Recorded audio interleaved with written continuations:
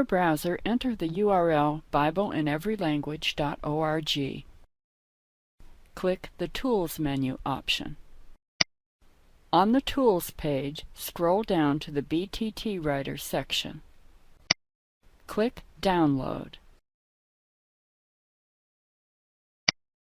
On the Download page, click Desktop Download.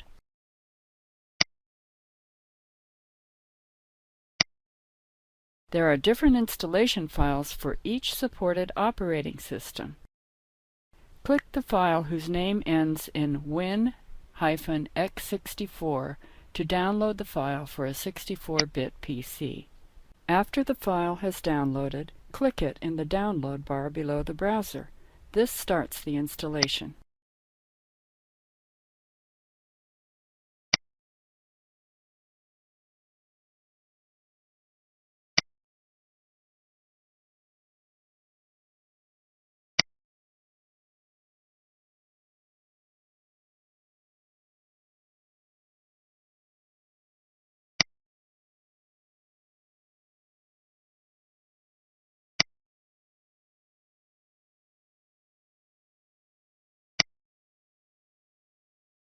The installation is complete and a desktop icon was created.